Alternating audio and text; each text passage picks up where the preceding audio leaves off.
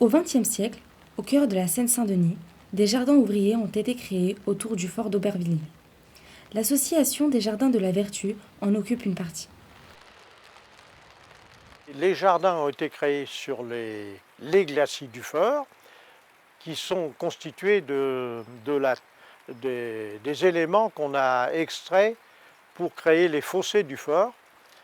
Donc cet espace, les jardins, en fait, c'est purement artificiel en fait.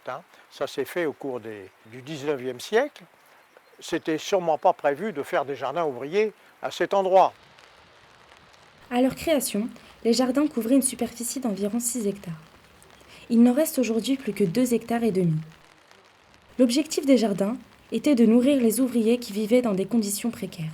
Aujourd'hui encore, cette utilisation des jardins perdure, même si la population s'est diversifiée. Les occupants des jardins sont des gens qui habitent la région d'Aubervilliers, principalement Aubervilliers, en général issus de la classe ouvrière ou classe moyenne. Il y a un petit peu un mélange de population. Il y a des gens qui nous sollicitent parce qu'ils ont besoin d'un jardin pour vivre.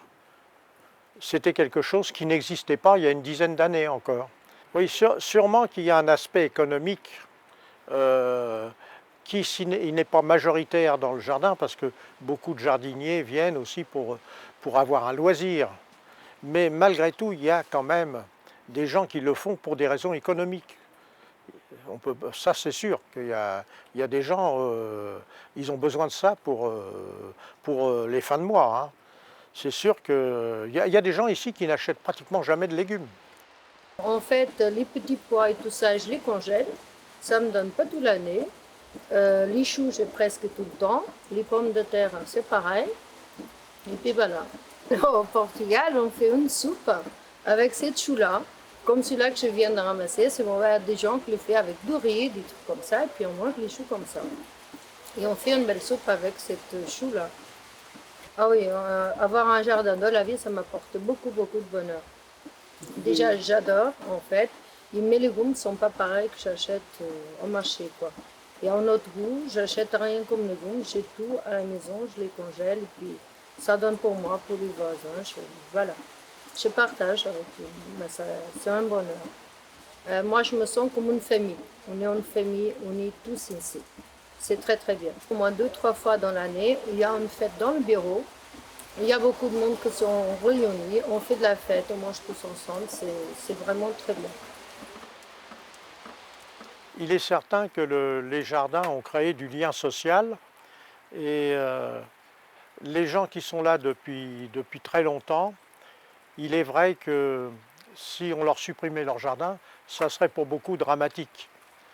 Et on a des gens ici qui sont là depuis plus de 40 ans, et réellement ces gens-là se sont appropriés les lieux, à la fois physiquement, moralement, ils s'y sont investis, et vraiment nous sommes attachés à conserver nos parcelles. On sait qu'on essaie, nous, de continuer d'exister. À chaque fois qu'on nous consulte, bien sûr, nous militons pour le maintien en l'état de nos jardins, mais il est vrai que pour l'instant, nous n'avons pas encore de réponse.